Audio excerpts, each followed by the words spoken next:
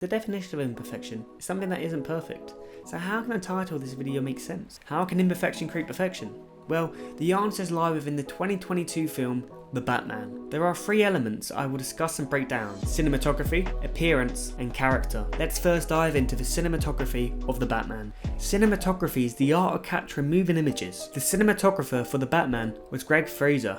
Greg Fraser has worked on films such as Dune Part 1 and 2 and Star Wars Rogue One. The cinematography in The Batman is dirty and dark. Low-key lighting is used to create a dark mood and atmosphere. The cinematography reflects the tone of the film. It's used to describe the location, Gotham. Gotham is represented as dirty, plagued, a city that needs cleansing and help. Dirty framing is a technique where you place out-of-focus objects or subjects in front of your lens. Like this, for example. It creates a foreground. This technique helps make frames look more interesting, provide context, or to make the audience feel a certain way. Dirty in the frame can also add realism. This is crucial to The Batman. The Batman is a grounded film. Its strongest attribute is how realistic the film feels. It's easy to see there's a clear difference in the cinematography style between Captain America Civil War and The Batman. Civil War is incredibly smooth, with soft lighting, greyed out colours. The cinematography is almost too clean, and too technically good. It doesn't encapsulate me the way The Batman does. I feel more like a spectator, where, as in The Batman, I feel like I'm there. I'm immersed in the world and I'm on this journey with the characters. Dirty framing, low-key lighting, interesting colours, and out-of-focus shots immerse me in The Batman. I feel what Gotham is like, what these characters are feeling and going through. When Batman confronts the GCPD, I feel like I'm there in the crowd of people. I can feel the claustrophobia. Relax, goddammit! You protecting this guy, Jim?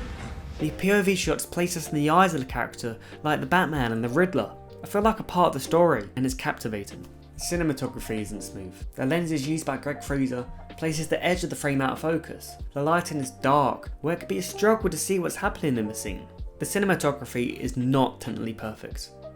However, these imperfections create a perfect style and atmosphere for the film. Many shots will be underexposed, but this really helps bring out the shadowy and dirty film of the Batman. The Batman distinguishes itself from previous Batman films, with the appearance of the Batsuit and the Batmobile. Batman's suit feels heavy, resistant, and tactical in the film. The suit looks and moves like armour. Every footstep taken in the suit has weight behind it. This makes the Batsuit convincing at blocking blows, gunfire, and blunt impacts. Compare this to the Batsuit used in The Dark Knight. It looks too tight to be able to protect Batman in the way it does, and it makes it feel unrealistic. It can pull you out of the experience. Now don't get me wrong, I love the suit. I like the suit. I think the Batman suit is just more believable.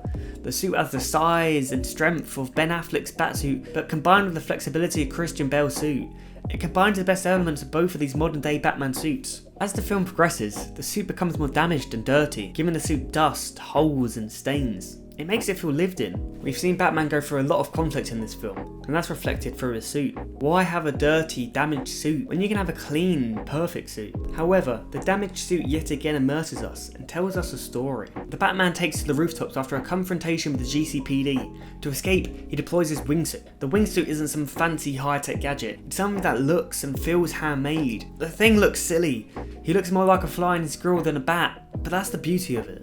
This is a Batman only in his second year. He doesn't have the high-tech equipment like other Batmans. The Batmobile isn't a fancy high-tech military-grade vehicle either. It's not built like a tank. The Batmobile is based on 1960s Dodge Chargers. It looks like Batman bought a streetcar and modified it to fit its purpose, which yet again fits with the realism and grounded nature of this Batman film. No, this film isn't fully realistic. It is an action superhero film after all. But the film does a super believable job of immersing the audience and making these moments feel realistic in the world we've been introduced to, even if in real life it would play out a different way. Batman is not tanking that explosion to the face, let's be real. Throughout this video, I have not called Batman Bruce Wayne once.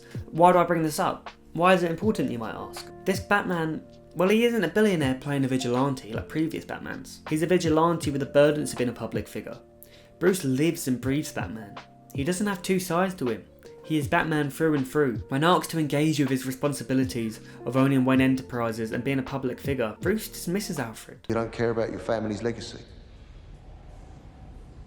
What I'm doing is my family's legacy. This Batman isn't perfect. He can't juggle between his two personas. He lets the vigilante bleed into the public figure. When Bella Real speaks to Bruce at the funeral, he's not interested.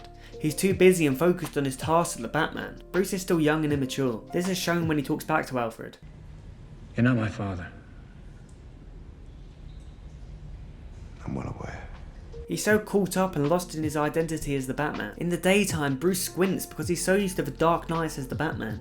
Batman is the world's greatest detective, and the film explores this. The film is heavily focused on crime and mystery, taking a lot of inspiration from the film Seven. Batman and Gordon are detectives trying to catch the Riddler. However, this version of Batman is flawed. He makes mistakes, and a lot of them, and he doesn't understand the Riddler's clues. For example, one clue he doesn't understand is the clue, "You are El Rata Alada." Forgive my pronunciation. This is until he captures the Penguin, and the Penguin corrects him in his misunderstanding of Spanish. It's like the worst Spanish I ever heard. What? It's la rata. What is this, Riddler, stupid or something? Bruce also doesn't discover the Riddler's plan, which is underneath the carpet in the Riddler's apartment. It was all there. You mean you didn't figure it out? Oh, you're really not as smart as I thought you were. This leads to Gotham being flooded. The Riddler stays one step ahead of the Batman throughout the film. Batman failing makes the story so much more interesting, and it builds Riddler up as a threat. The Batman 2022 is not perfect. It's dirty, rough and dark.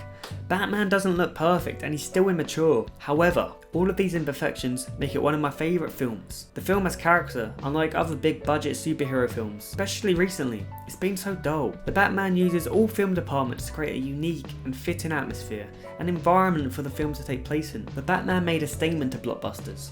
Perfection can be boring. Perfection is boring. People much prefer a film to have character and its own life, rather than be technically perfect. We as humans need to remember this in our own lives. So many people strive for perfection that they put themselves down, comparing themselves to celebrities and influencers. People living perfect lives, but really, perfect is boring, and it's often not reality.